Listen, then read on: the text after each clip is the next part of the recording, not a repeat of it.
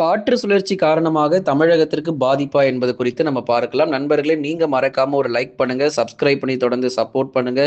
துல்லியமான வானிலை அறிக்கை பெற்றுக்கொள்ளுங்க. வருகிற நாட்கள்ல நமக்கு வானிலை எப்படி இருக்கும் என்பதான தகவல் குறித்து மிக தெளிவாக கடந்த சில நாட்களுக்கு முன்பதாக நம்ம சொல்லியிருந்தோம்.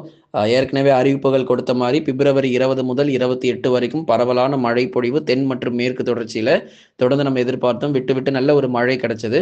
இப்போ மார்ச் மாதம் தொடங்கி இருக்கக்கூடிய இந்த சூழ்நிலையில் மழை வாய்ப்புகள் ஏதேனும் வரக்கூடிய நாட்கள்ல பதிவாகுமா? அல்லது வெயிலுடைய தீவிரமாகவே நமக்கு தொடர்ந்து இருக்குமா என்பது குறித்து பலருடைய சந்தேகங்கள் தொடர்ந்து இருக்கு. அதனால இந்த வானிலை அறிக்கையில மழைக்கான வாய்ப்பு எப்படி இருக்கு?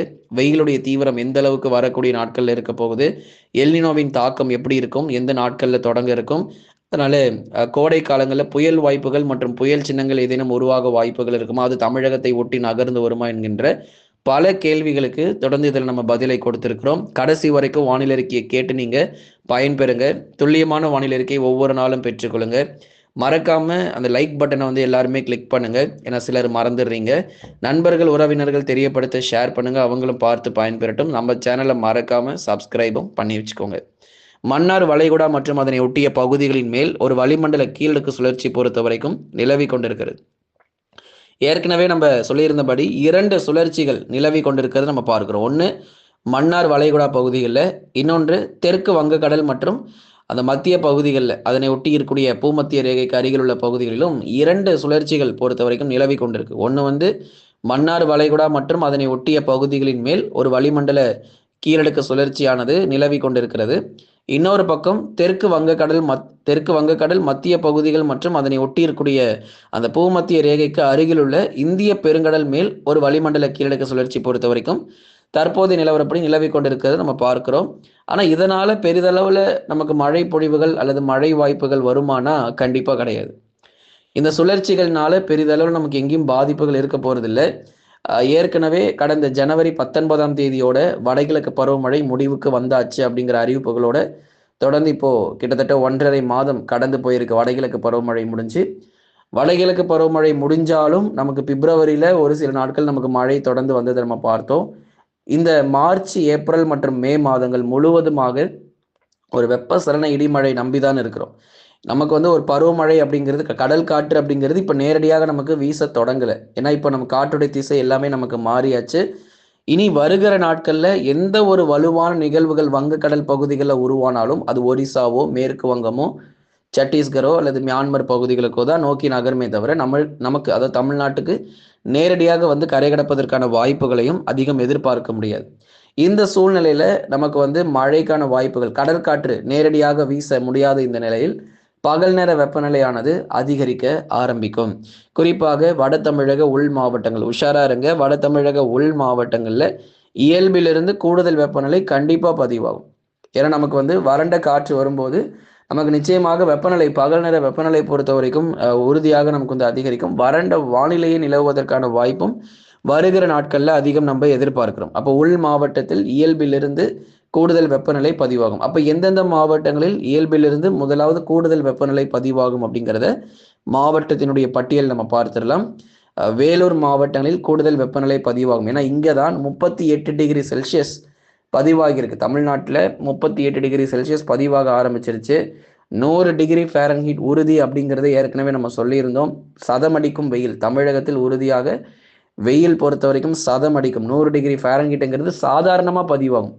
முன்பெல்லாம் 100 டிகிரி ஃபாரன்ஹீட் என்றாலே நம்ம ரொம்ப ஆச்சரியமாக பார்த்த காலம் போய் சாதாரணமாக 100 டிகிரி ஃபாரன்ஹீட் பொறுத்த வரைக்கும் அதுவும் மார்ச் மாதத்திலேயே பதிவாகிறது அப்படிங்கிறது தொடர்ந்து நம்ம சிந்திக்க வேண்டிய ஒரு விஷயம். ஏன்னா அடுத்து வரக்கூடிய ஏப்ரல் மற்றும் மே மாதங்களில் உறுதியாக 106 அல்லது 107 டிகிரி ஃபாரன்ஹீட் வரைக்கும் வெப்பநிலை போவதற்கான வாய்ப்புகள் தமிழகத்தில் எதிர்பார்க்கிறோம். 43 முதல் 44 டிகிரி செல்சியஸ் வரைக்கும் பகல் நேர வெப்பநிலை தொடர்ந்து தீவிரமடையும். அதனால ரொம்ப எச்சரிக்கையாக இருக்கணும். வரக்கூடிய கோடை வெயில் ரொம்ப மோசமானதாக இந்த வருஷம் அமையக்கூடும். ராணிப்பேட்டை மற்றும் திருப்பத்தூர் மாவட்டத்திலும் பகல் நேர வெப்பநிலை சற்று தீவிரமடையும். திருவண்ணாமலை மாவட்டத்திலும் பெரும்பாலான இடங்களில் பகல் நேரங்கள், குறிப்பாக நேரங்கள் நீங்கள் குறித்து கொள்ளுங்க. சொல்கிற மாவட்டங்கள் எல்லாமே பகல் 1 மணியிலிருந்து 3 மணி வரைக்கும் வெளியே போயிடாதீங்க. ஏன்னா வெயிலுடைய அந்த உச்சம் பொறுத்த வரைக்கும் அந்த 1 மணிக்கு தான் ரொம்ப தீவிரமாக இருக்கும், உக்கிரமாக இருக்கும். 1 மணியிலிருந்து 3 மணி வரைக்கும் வெயிலின் தீவிரம் ரொம்ப உக்கிரமாக இருக்கும். திருவண்ணாமலை, சேலம் மாவட்டம், நாமக்கல், கரூர் போன்ற மாவட்டங்களில் நம்ம அந்த சாலைகளில் அந்த அனல் காற்று வீசுகிற நம்ம பார்க்க முடியும். அந்த அனல் பொறுத்தவரை ரொம்ப அதிகமாக இருக்கும் பகல் நேரங்களில். சேலம், நாமக்கல், கரூர், திருப்பூர் மற்றும் ஈரோடும் உண்டுங்க. திருப்பூர் மற்றும் ஈரோட்டிலுமே கூட அதிக வெப்பநிலை பதிவாகிறதுக்கான வாய்ப்பு இருக்குது. கோயம்புத்தூர் மாவட்டத்திலும் அதிக வெப்பம் பதிவாகும். குறிப்பாக கோயம்புத்தூருடைய நகர பகுதிகள் அதிக வெப்பநிலை பதிவாகும். மலை பகுதிகளில் ஓரளவு நமக்கு இயல்பான வெப்பநிலை தொடர்ந்து நீடிக்க வாய்ப்பு இருக்குது. வால்பாறை, சோலையாறு, சின்ன கல்லரில் ஓரளவு இயல்பான வெப்பநிலை நீடிக்கும். ஆனால் கோயம்புத்தூர் நகர பகுதிகளில் உங்களுக்கு பகல் நேர வெப்பநிலை தீவிரமடைய வாய்ப்புகள் உண்டு. இனி வரும் நாட்களில் விருதுநகர் மற்றும் மதுரையிலும் தென் மாவட்டங்களும் நமக்கு வெயில் விட்டு வைக்க போகிறது கிடையாது. இங்கேயும் நமக்கு வந்து கொடூரமான வெயிலுடைய தாக்கம் தென் மாவட்டத்திலும் கண்டிப்பாக நமக்கு வந்து பதிவாகும். விருதுநகர்லேயே நமக்கு 36 முதல் 37 டிகிரி செல்சியஸ் வரைக்கும் வெப்பம் பதிவாகிறதுக்கான வாய்ப்பாக எதிர்பார்க்கப்படுது. அப்போ சொன்ன மாவட்டங்கள் கிட்டத்தட்ட ஒரு 12 மாவட்டங்கள், 12, 13 மாவட்டங்கள் நம்ம அறிவிப்புகளில் கொடுத்துருக்கிறோம். இது எல்லாமே நமக்கு வெயிலுடைய தீவிரம் பொறுத்தவரை நிச்சயமாக அதிகரிக்கக்கூடிய ஒரு மாவட்டங்கள். மார்ச் மாதத்திலேயே வெயில் சதமடித்து நமக்கு இயல்பிலிருந்து கூடுதல் வெப்பநிலை பதிவாகக்கூடிய மாவட்டங்கள் தான் இந்த 13 மாவட்டங்கள் நம்ம பார்த்துருக்கிறோம். இனி வருகிற நாட்கள் அடுத்ததாக இந்த 13 மாவட்டங்களை தொடர்ந்து கடலோர மற்றும் டெல்டாவிலும் வறண்ட வானிலை நீடித்து மழை வாய்ப்புகள் குறைந்து அதிக அளவு வெப்பநிலை பொறுத்த வரைக்கும் பகல் நேரங்களில் எதிர்பார்க்க முடியும். 36 டிகிரி செல்சியஸ் முதல் 37 வரைக்கும் நிச்சயம் பதிவாகும். ஏன்னா இப்போ நமக்கு வந்து 34 அல்லது 35 வரைக்கும் அதிகபட்சம் கடலோரத்தில் டெல்டாவில் சில இடங்களில் பதிவாயிட்டு இருக்கு. படிப்படியாக வெப்பம் உயர்ந்து காணப்படும். சென்னை முதல் நமக்கு புதுக்கோட்டை வரை இருக்கக்கூடிய கடலோர பகுதிகளில் எப்போ நமக்கு வெயில் ரொம்ப தீவிரமாக இருக்கும்னா ஏப்ரல், மே மற்றும் ஜூன் இந்த 3 மாதங்கள் வெப்பநிலை ரொம்ப தீவிரமாக இருக்கும். உள் மாவட்டங்களில் மார்ச், ஏப்ரல் மற்றும் மே மாதங்கள் வரைக்கும் நமக்கு வந்து உள் மாவட்டங்களில் வெயிலின் தாக்கம் ரொம்ப தீவிரமாக இருப்பதற்கான வாய்ப்பு இருக்குது. டெல்டா மாவட்டங்கள் பொறுத்த வரைக்கும் மழைக்கான வாய்ப்பு குறைவு, பகல் நேர வெப்பநிலை நிச்சயம் அதிகரித்து காணப்படும். தற்போதைய நிலவரப்படி தமிழகத்தில் வெப்பசலன இடிமழைக்கு வாய்ப்புகள் கிடையாது. நிறைய பேர் வந்து இன்னைக்கு வெப்பசலன இடிமழை வருமா, எப்பொழுது வரும் அப்படின்லாம் சொல்லிட்டு இருக்காங்க. அதனால தற்போதைய நிலவரப்படி வெப்பசலன இடிமழை கிடையாது. நிச்சயமாக நம்ம வந்து உங்களுக்கு ஒரு தேதிகள் சொல்றோம். ஏன்னா நம்ம தேதிகள் அறிவித்தோம் அப்படின்னா கண்டிப்பாக அந்த தேதியில் மழை வராமல் போனது கிடையாது. எல்லா தேதிகளும் நம்ம அறிவித்த தேதிகள் எல்லா நாட்களிலும் மழை வந்திருக்கு. அதனால விரைவில் வரக்கூடிய நாட்களில் உங்களுக்கு தேதிகள் அறிவிப்புகள் நிச்சயமாக உங்களுக்கு நம்ம கொடுத்துட்றோம். எந்தெந்த தேதிகளில் நமக்கு மழைக்கான வாய்ப்பு இருக்குது, வெப்பசலன இடிமழை இருக்குங்கிறத வருகிற நாட்களில் உங்களுக்கு வானிலை அறிவிப்புகளில் உங்களுக்கு நம்ம தெரியப்படுத்திடுறோம்.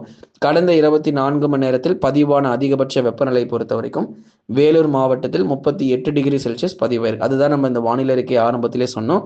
வேலூர் மாவட்டத்தில் அதிகப்படியான வெயிலுடைய தாக்கம் அதிகமாக இருக்கும் அப்படிங்கிறத நம்ம ஏற்கனவே சொல்லியிருந்தோம். வேலூர் மாவட்டத்தில் 38 டிகிரி செல்சியஸ் வரைக்கும் வெப்பநிலையானது பதிவாகி இருக்கிறது.